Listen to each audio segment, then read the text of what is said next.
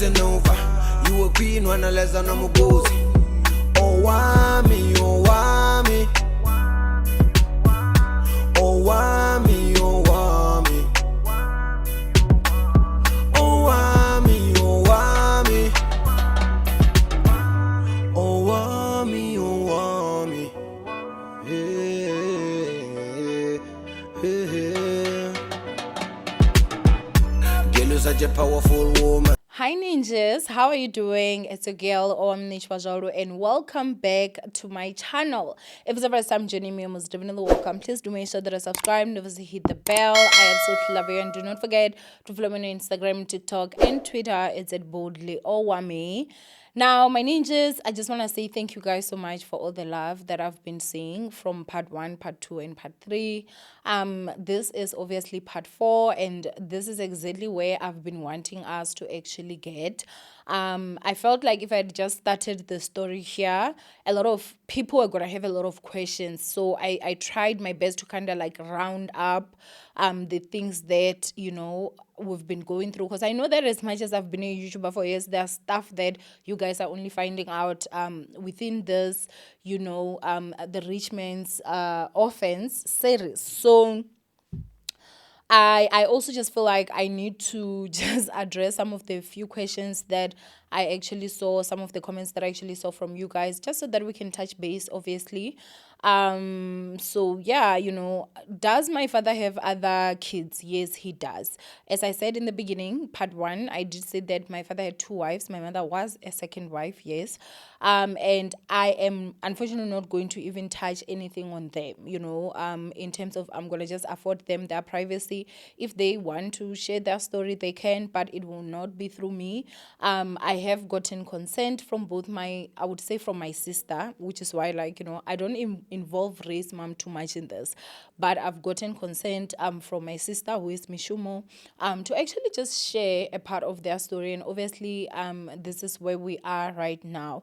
I think that some of you guys actually saying, no, you can cry, you don't have to say you're sorry, or there are certain parts that maybe if I'm saying that I'm getting too emotional, I will cut. I think it's also just because, I know for a fact, it's because I grew up in a household where if you're crying, then they're going to say, oh, we are Zenzis, like those are crocodile tears, stuff like that.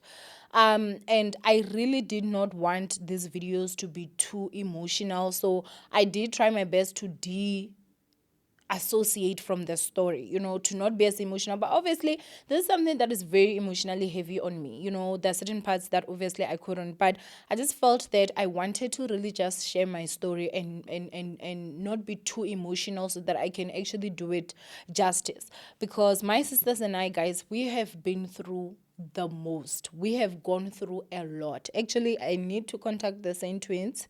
I've been through the most, honestly, because it really honestly has just been a lot. I've gotten so many DMs from you guys, some of you guys sharing your stories, and there's a particular call that I got from a lady that I went to be Dunsa with. Hi mommy, I know you know who you are.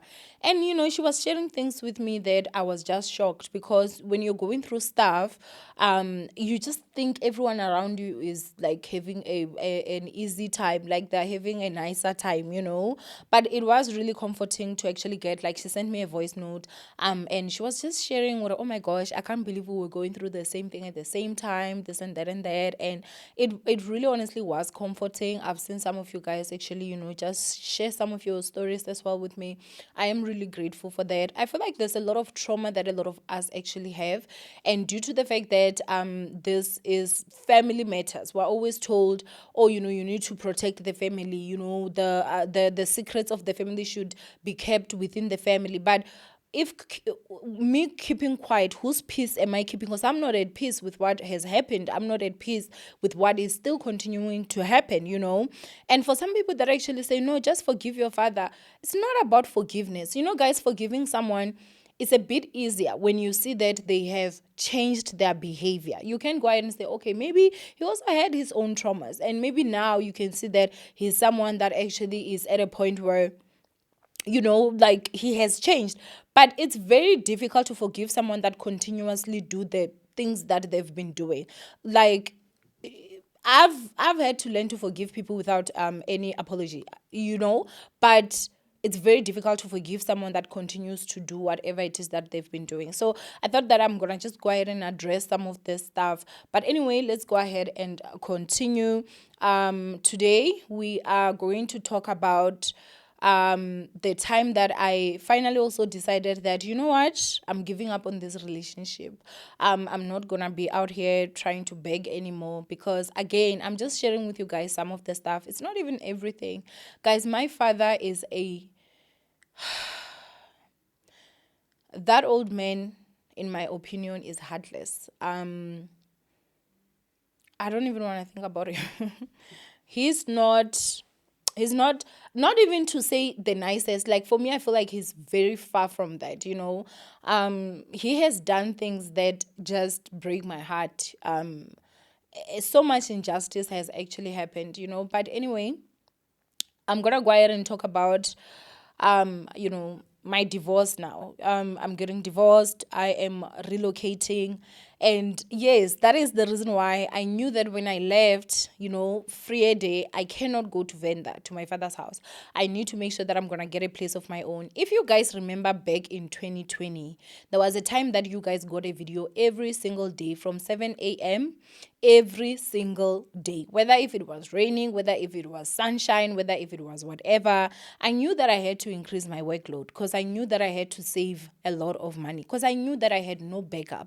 I did not have a mother that I can go to. I did not have a father that I can actually say, oh, I'm going to call and my father is going to help me. He will not help with anything. So I knew that everything is on me. And again, remember, I was also still doing things for my sisters, because he does not buy them clothes. He does not buy them pads. Like, these are girls, they need bras, they need this and they need that.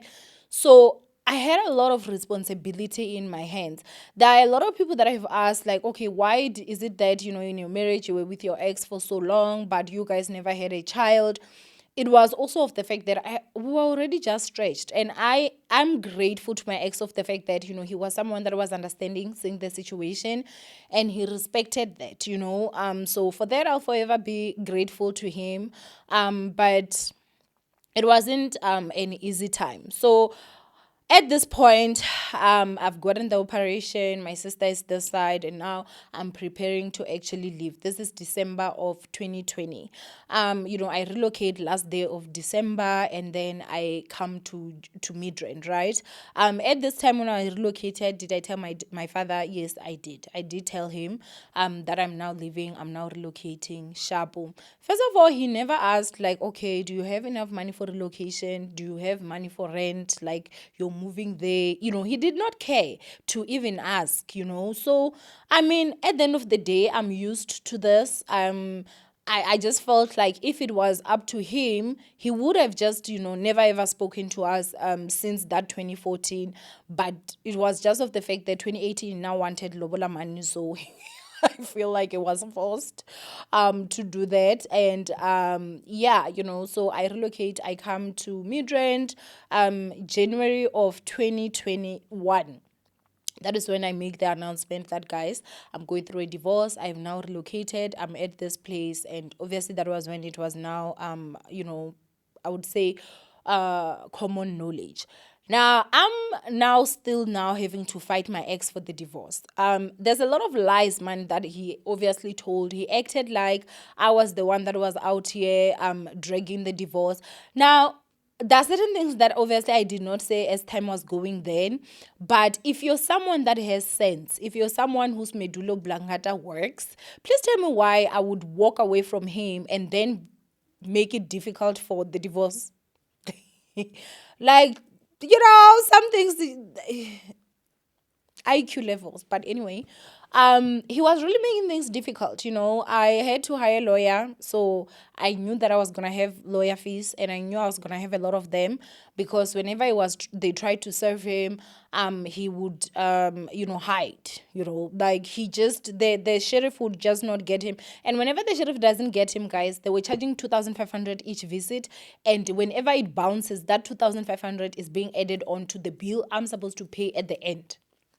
So I knew that it was honestly just gonna be a lot, But I also do remember that June of 2021, I did go to Lesotho. When I came back, I had a lot of work, man, And remember, my operation at that time was about 6 months, so I wasn't fully healed yet. Like, as much as obviously I wasn't in a lot of pain like that, but there was certain stuff that I just couldn't be able to do like that. And so I just remember, I can't remember what is it that I wanted my sister for, but I asked her from my dad. Again, as I'm saying, she used to go to that school twice or once a month. So and I can't remember what was happening at that time, but I think they were not even going at that time. I think maybe it was closed or something, I don't know, but they never really used to even do a lot, man. One could even submit for the other, whatever it is that was needed. So I think my other sister used to also take care of that. When I asked my father, he said okay, it's fine. So she came this side and I was with her. So I then went to Mozambique. I can't remember exactly the month, but I think it was maybe September, somewhere there. I can't remember. And when I came back, that was when my sister said, hey, I spoke to dad and he was asking what I should get schools around here. So I was like, okay, which school did you get? So I am not going to mention these colleges, just I don't want to, just put, but anyway, it was this other college that is quite popular and they also have a branch in Midrand. So I was like, okay, that's fine. Then we can go and check what's going on. Now, mind you guys, when we went there, she had spoken to her father. I did actually tell him to say that, listen, they said that for her to submit a form or something, they needed about 400, if not 450, which obviously now I wasn't involved, right? This is between him and his daughter. So the normal thing, if he's saying, okay, it's fine, you can pay for it, I thought that he was going to send the money. He did not. I still had to be the one to pay that 450, right? Okay, sharp.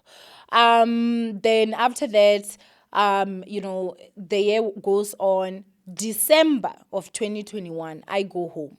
Now, I bought my car March, and then I remember there was a time that I even bought, I think it was the same March, because when I went home, my car didn't even have it plate numbers yet. I remember I had this bag that I bought, my Marco course. You guys remember I bought that.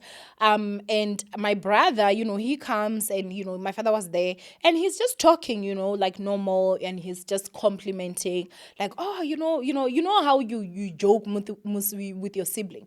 And he's like, oh, things are going well. You're holding an iPhone and, oh, yeah, this bag is expensive, this and that. And obviously the car. So all that is happening in the presence of my father. I think that was a huge mistake, because he then, I guess, maybe gauged my pockets in terms of like, okay, if she's driving this car, if she's able to buy expensive bags, if she's able to use a phone that they say costs 30K, whatever it means, my abuse can continue bigger now. That's just what I'm thinking. So December, I remember I leave, I go to my grandmother's house. And when I go to my grandmother's house, I come back a bit late. I could come back a bit late because I'm driving, And when I'm saying I'm driving, it's because we were not allowed to come back a bit late because of safety reasons. And even when I say late, guys, I'm talking about like 7 or 8 o'clock, not later than that, But anyway, I get home. It was already dark at that time. And then I get my father sitting by the veranda. We call it chitupu, which is by the stoop, at home. So they are talking about this whole education thing. So in my car, my sister Mishumo had left some of the papers from that school, the school that we had gone to. So he's trying to say, now let me understand, blah, blah, blah. I said, okay. I said, hey, you can go to the car and you can fetch. Honestly, guys, I just wanted myself out, because I was like, already at this point, it's December. We started this divorce process, I think it was March, if I'm not too mistaken. So imagine how much money we have raked up in bills that I knew that I'm going to have a huge lawyer fee that I'm going to have to pay. So I did not want to include myself in that nonsense that is going to be happening there. First of all, I'm from a financially abusive marriage. This is the first time that, guys, I could literally go and buy a foundation of 600 rands and nobody's going to be telling me, no, you can't buy that is too expensive. So I was really just at a point where I'm still hurting, I'm going through a divorce. There's so much that is happening online. This person is still continuing to abuse me and lie and stuff like that. So I'm just like, I really just want to just be me for the first time. Let it be me and my son. Let me just fend for Ray. Because yes, guys, Ray, at that time, obviously, I would say it's not even a matter of like I had money like that, but I will do my best to always make sure that I give the best that I possibly can, Ray, yes, does go to a private school. Yes, I'm the one that actually pays. We do not have any other financial assistance from anyone, So if it's just me and my son, I'm good, guys. Like, I'm okay. I can be able to do what I actually do. And I think that the other part again that I should also say is that it's not even about or there's competition. It's not even about or there's any other thing. One of the reasons why I just never wanted Ray to go to a public school is because all the kids, if I can remember well, at that time, they were going to a private school, And when I say all the kids, I'm talking about like my brother's kids and some of the kids that were man. I just honestly, there's a lot that happened, so my mind, but I can tell you that like at that time, the kids man around us, they were going to private schools. So imagine like my child being the only one in public. And remember, I also still have that trauma of I don't want my son to grow up thinking like, oh, we are just poor, because I know how damaging that was for us. So I honestly like still also had to make sure that I'm doing my best for him as well, But anyway, my sister gets those papers. She puts them to my father. My father calls me and he's like, hey, come here. Okay, I go out there and they're sitting and then he's looking at that brochure. Okay, he asked me a question. He's like, can you please check if someone fails a module or a subject, can this person carry that subject over? So I look at the pamphlet, that's the question he asked. I looked at the pamphlet. And I was looking that there were certain subjects that were it was maybe let's say it's English. That's not the subject, but I'm saying from what I saw, it would be English, but then the following year, that subject was just for first year. So I was like, okay, I think there are some that she can carry and some that she can't. Because I know you cannot do, let's say, English part 1 and 2 at the same time. So if you fail 1, you're going to have to wait and pass 1 for you to go and continue and do 2. Do you understand what I'm saying? So, and then those ones that are not in next year, it means it's normal that you can be able to carry because you're not doing module 2 of that for the following year, So the moment I say that, guys, my father gets so upset. Hey, it means you and your mother's child want to chow my money and waste my money. I'm like, what's happening? He's like, no, the answer you should have said here is that, no, you cannot carry over. Because now you're giving her strength that she can go out there and fail and waste my money. I asked him okay, you asked me a question. I answered. He said, no, you should have known that you should say no, that she cannot carry. I'm like, but if it was a trick question, shouldn't you have warned me to say, no, I'm trying to have her believe that she will not fail and she cannot fail any module, that she should just pass everything. Guys, it was a huge thing. Now, at this point, I need to remind you, he didn't take me to school because of the SIM card, right? And with the SIM card, the other part I forgot, he demanded for his money back. My mother had to pay that money. From what I hear, what my mother said that my uncle, who the daughter also called with it, they had to pay together. But I cannot talk for him because I really do not know. But I know that my mother actually did pay for that money because that's what my mother told me. And if my mother didn't pay, trust me, there was never going to be peace in that household because it was already an unpeaceful household, So he didn't take me to school because of the 25,000 that he got back. He did not take my second sister because of she fell pregnant. Now, there is another problem of you want your sister to go and waste my money and this and this. So, I honestly was just now sitting there I'm tired. I'm tired of this, I remember, if I'm not mistaken, it was the 28th. Or the 29th of December, and we were talking, and I remember I just started breaking down. Guys, I was just already emotionally exhausted. I was already emotionally exhausted at that time. I just started breaking down. And I'm like, I just want you to just deal with your kids, please. Like, please just remove me from the equation. I'm tired. I told him that I'm going through a lot. I am depressed. I remember that was the day that he told me that you're saying you're depressed. My depression is bigger than your depression.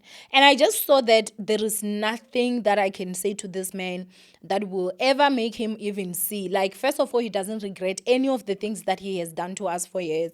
There is absolutely nothing that he regrets. You know, he justifies everything and he believes that he's right in everything.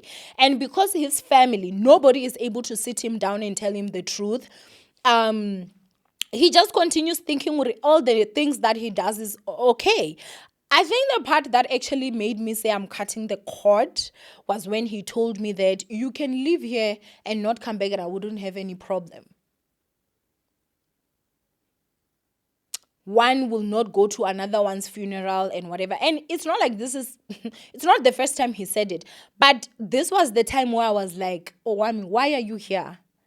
Like, why are you even here? You know, like, why? Why are you putting yourself through all this? Guys, I remember just earlier that day, I had asked him for his car, one of his bakkies, so that I could get water so that I can go clean my mother's grave. And so I remember in the morning, I just asked for the car keys, which again, you know, he was just on. My father never believes in his daughters can drive his cars, you know. So mind you guys, my mother only had daughters, so all of us, the three of us, my father never taught us how to drive.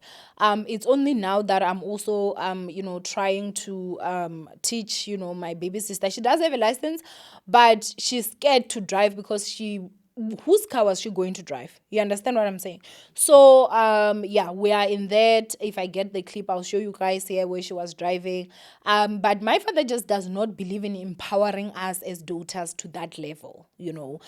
He would always say that you're gonna drive my cars, reverse my cars, and then after that you're gonna go and get married, and then your husband there, you guys will be having nice cars whilst you have reversed my cars. But his sons, they all do drive his cars, you know. So if you are a daughter to my father, you're less than a child to him because you're then just someone's wife.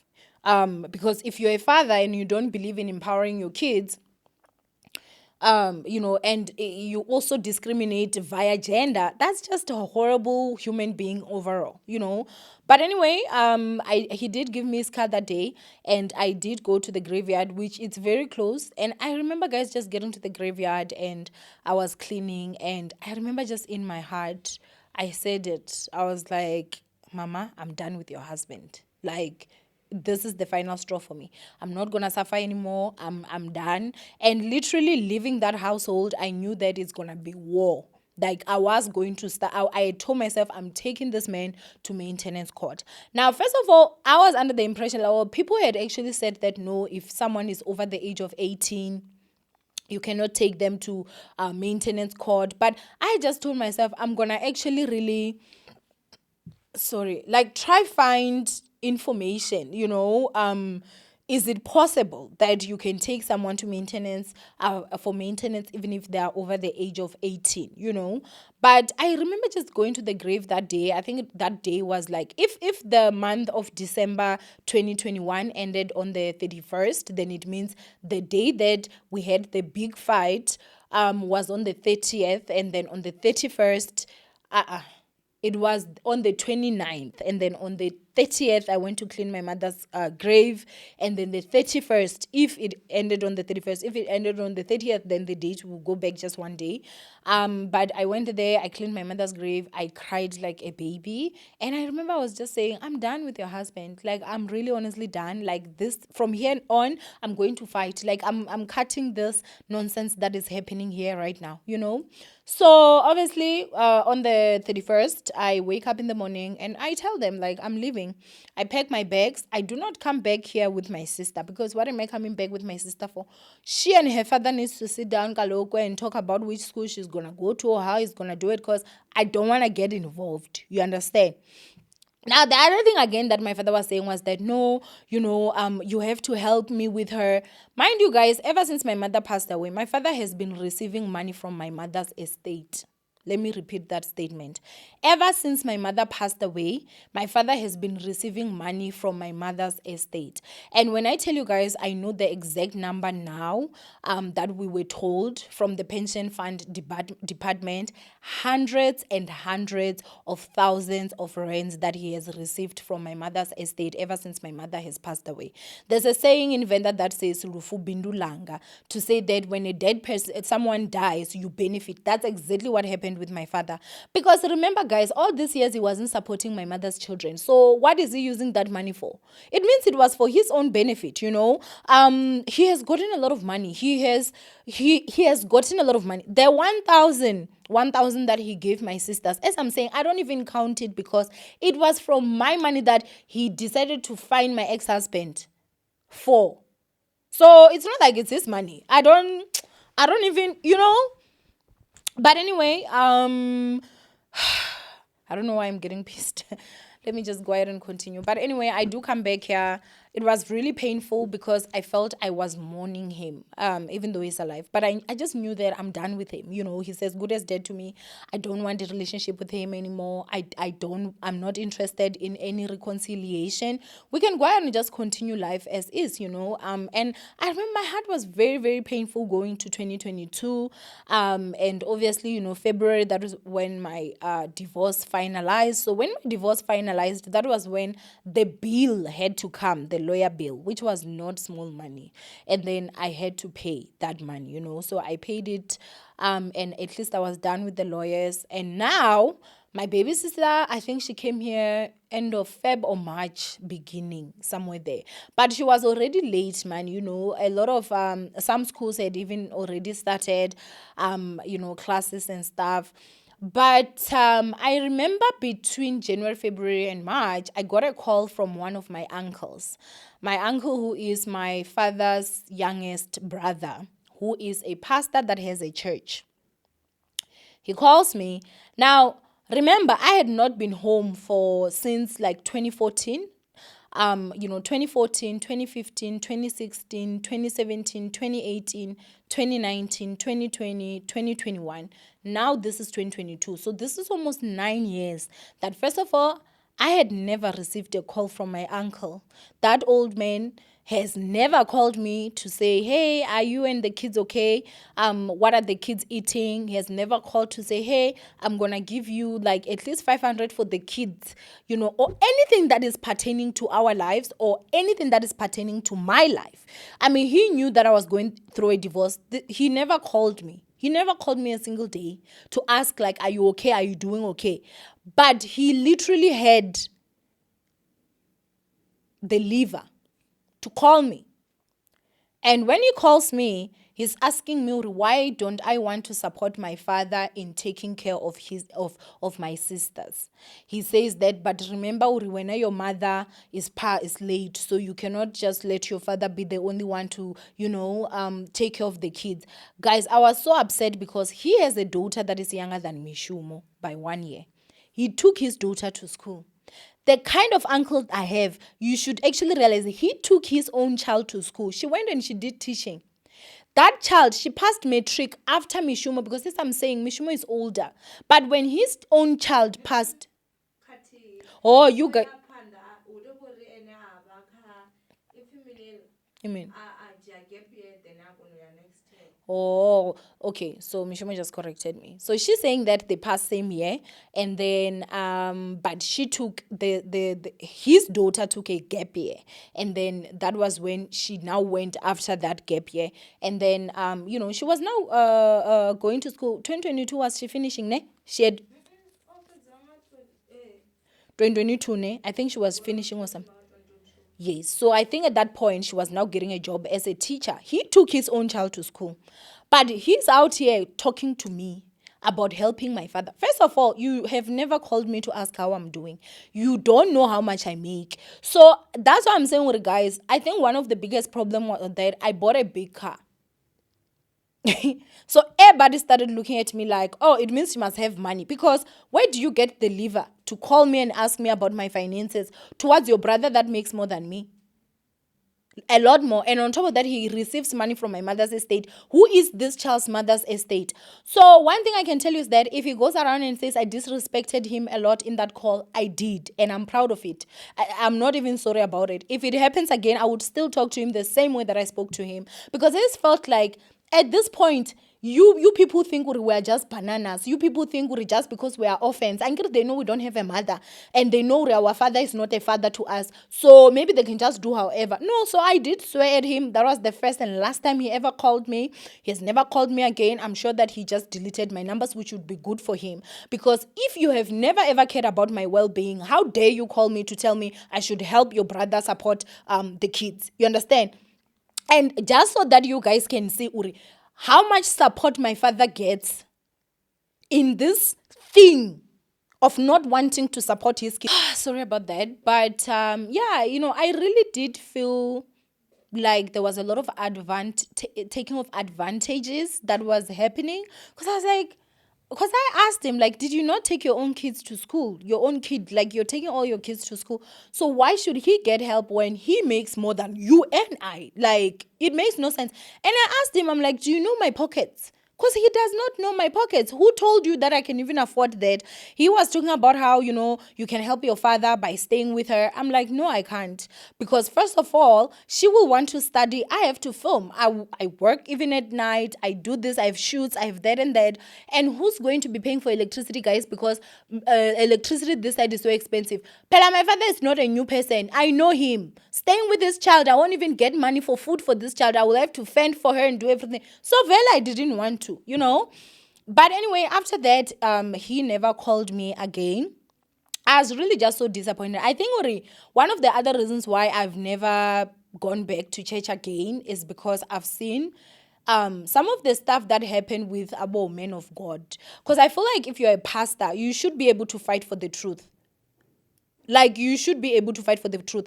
And I feel like as a pastor, God should give you wisdom. If really God is the one that communicates with you, God should give you wisdom to see wrong from right. And you should be able to stand your ground, whether that is your older brother or your younger brother. But for him to be a pastor and literally call me, guys, I was so disappointed in him. Not that I expected anything, but I was just like this is a step further. So you went and got my number, because I knew he didn't have my numbers. So it means it was spoken, or she left, she doesn't want to help her father with the child or whatever, because the conversation I had with my father, he wasn't there. So it means the conversation was definitely had, and he had to get my numbers because he has never gotten my numbers. So now, because it benefits his brother, for me to have to take my money to help his brother take his daughter to school, that's when he feels sorry. He now can call me. That whole thing really upset me so much, because I just felt like, what business do you have? Because you have never been there in our lives.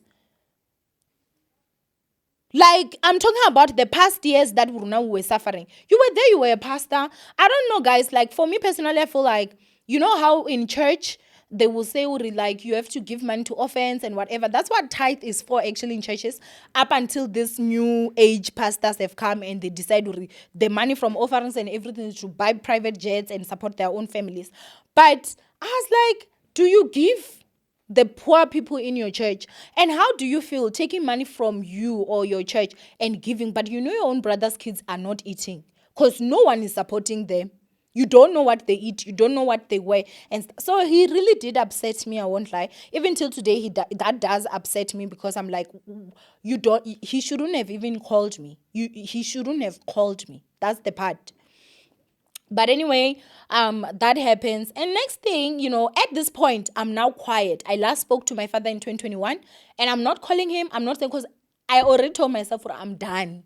This time I'm going to fight for our rights, because I'm sick and tired of this family in whole. Because first of all, when my father does whatever, he's being supported, even when he's wrong. So what is the next thing, But anyway, I then hear my sister saying that her father said that she's going to be coming here to school. I said, that is great. At least now I'm not involved. So now I'm going to obviously share. Again, remember, this is things that happened in 2022. I was also under a lot of stress. So some exact amounts might be a bit of a problem.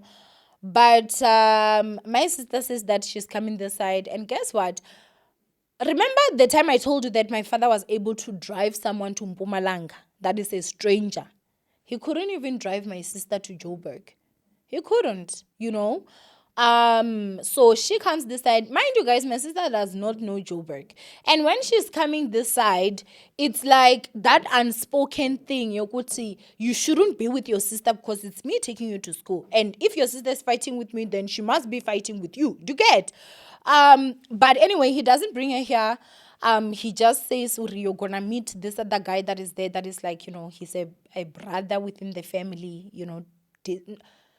I don't want to get too much into that, but yes, like a family relative, a distant nyana one from us, okay? Then after that, it says, yeah, he's gonna be the one to help you in terms of like just navigation of where you're supposed to go and stuff.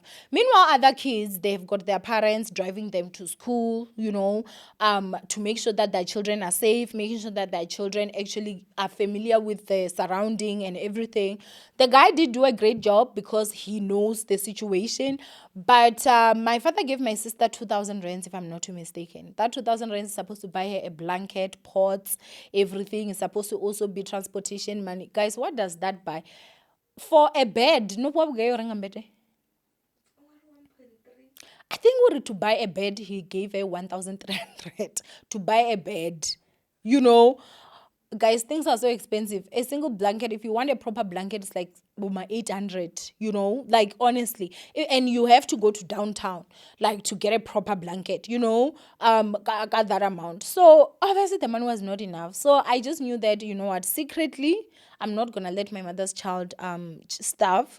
I was going to do what I could, but it was constantly gonna be off record because I was like, there is no way, look, we're not helping each other because this child does not belong to me. She belongs to you. So then, my sister goes to that same school, but a different branch, because they were like, no, Midrand is going to be expensive with accommodation. She has to go to Pretoria. So she goes to Pretoria. When she gets to Pretoria, she goes to that school, which I didn't even know where that branch was. She also didn't. So, that guy is the one that helped navigate. It's not like that guy also has a car. So they have to be using public transport and whatever. Okay, that is fine. At least she had someone. So she gets there and they're like, well, you need to write language, right? And they said that the language she has to write, she has to choose between Isisutu and Isizulu. Now, mind you guys, my sister's first language is Chivenda and second language is English. But they needed a different language, which I feel like it's so unfair that they actually do that and they're like, oh, a second language, but they don't include all the official languages in the country. And that's why I'm not going to talk about them because this is not even about them.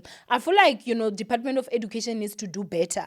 If there's a force or you need to have a second language, they should include all languages in South Africa because they exclude people. Imagine someone that has never done Sesotho, that has never done isiZulu. How are you going to go there and write a test with that language and pass? You don't know it. It's not your language. So it really did piss me off in terms of I felt it was injustice because it's almost as if you're South African and you're Venda, then you're not part of the South Africans because it's literally just basically saying we don't want you in our school because you are not going to go there and speak isiZulu or Sesotho. You're Venda.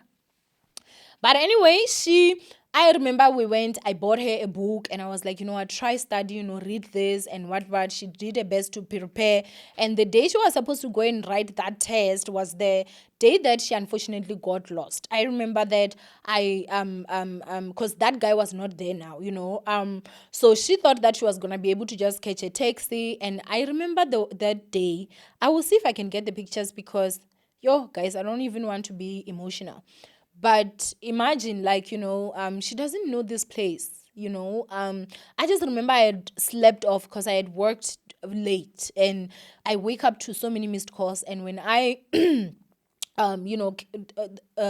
call her back, she's literally panicking and crying. She's like, I'm lost. I don't know where I am. Guys, I remember just feeling chill down my spine. I remember just saying, okay, you know what, order an Uber. just order an Uber to where you're going. I'm going to send you money now. Because remember, she didn't have money. So at that time, obviously, that was when I had to make sure that, she's getting to school. And I told her that I'm going to be rushing there to get there to you. And that's exactly what I did. So I wake up, guys, I didn't even shower, okay? I remember I just brushed my teeth. I don't even remember if I did. I won't lie to you guys. But I remember that I got up, I changed. I can't remember if I even brushed my teeth. I grabbed my phone and I ran to my car. And I was flying. I didn't know the place. I had to use the navigator, obviously. And so I got there and I told her that when she's done writing, I'll be there. So she calls me and it seems like she was lost somewhere close by. Because, she said, okay, I got it. It's close. And she arrived before I did, obviously, because I'm driving from Midrand to Pretoria, which is like main lane side. So, I tell her that, she should relax, she should not panic, she should write well. When she gets out, I will be there. And that was when I made sure that, obviously, when she got out, I was there. But she was definitely disoriented, on top of the fact that this is a language she does not know. So she did write and she did not pass, right? Sharp. My father now, starts talking about how, they can, I think he said they can look for another school, or she has to come back home and, like just things that did not make sense. But at this point, guys, I'm still like, let me see what is actually going to happen. Literally, I just wanted to sit back and see, because I felt like with the sorry. So literally at this point, guys, I just felt like with the previous years, maybe did I take initiative too much, and that's why he has always felt like, this is something that he can do. So I was like, this time I'm not even going to get involved, honestly. Let me just be quiet and see what is happening. My sister then calls me to say that, hey, dad called. He said that there's this college, he heard of this college on Parapara FM, and they are saying there is a bazaar there, so basically free for him to not pay, right? And then, as I said, she came this side late, right? She came this side either late February or early, somewhere there, March. Then, she goes to that college. They accept her to do early childhood, which is a diploma. And, she's been accepted. So now the problem comes when she says that these are the fees that they said the school is going to cost. So, he says, no, but they said that it was free, blah, blah, blah, the bazaar or whatever. I don't know if it was what, which is not even a bazaar, guys. It's a loan. I think they had a deal with some people that would be able to give you a loan to go to school, blah, blah, blah, and you will pay them. But then this time, because my sister had gone there late, I think that option had already been closed. So obviously it was going to be cash that is paid. So when my father hears that, my father says, no, you know what? I think you should come back home and go to this other school to upgrade your matric. Now, this is year 2022. My sister at this point, I can't tell you how old she was. How old were you? So I think at that time she was like 25 years, wherein she's expected to go and sit with 16, 17, 18-year-olds. And if you have seen my baby sister, she is big-bodied. She's just like me. So she's not even like passing for like a 19-year-old at least. Do you understand the mental state at which you are going to have to be to go to class with kids like that? That's number one. Number two, she has already been accepted. Like, they've accepted her to do a diploma. Why are you forcing for her to go and upgrade, But knowing my father, guys, I knew this has nothing to do with maybe some bright, brilliant idea that he has. It all has to do with money. He's not used to taking his children to school. And when I say children, I'm talking about me and my sisters, right?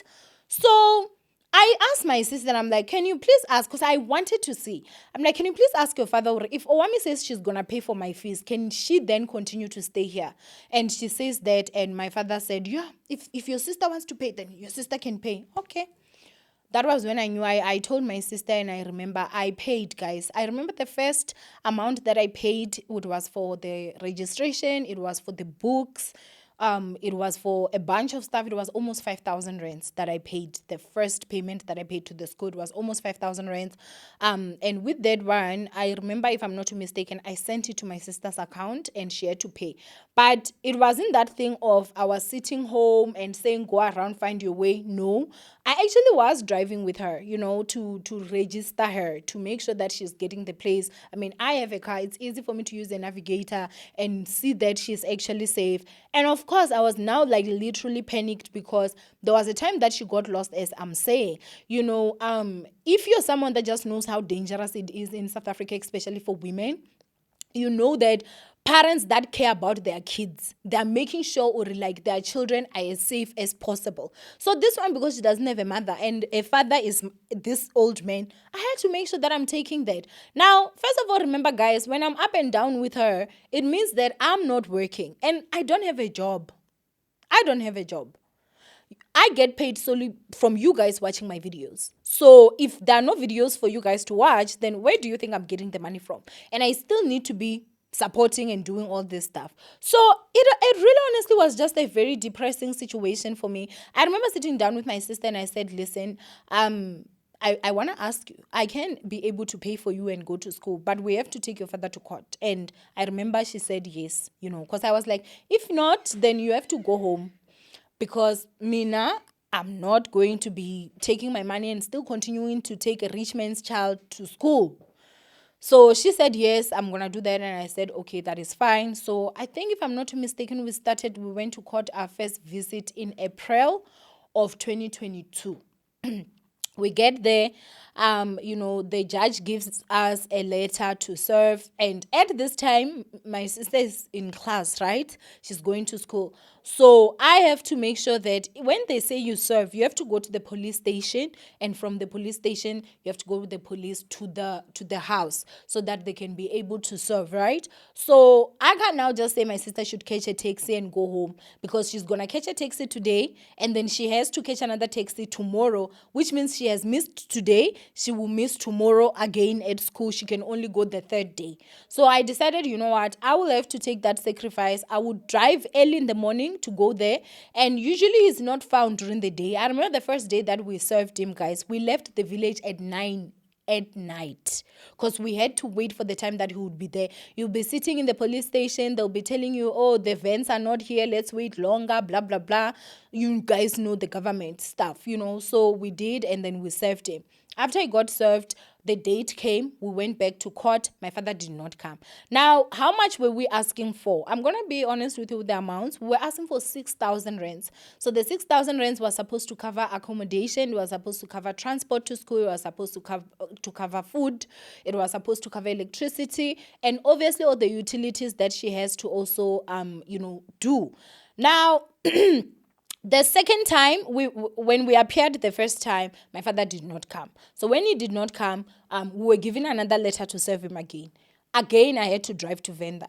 I drive a very heavy car, guys. Like, the fuel is absolutely wild. Just for you guys to know, I drive a 2.5 and it's petrol and automatic. So all those stuff, if you know the consumption, absolutely wild. It's a big car, like in terms of it's also heavy. So it's very heavy on fuel.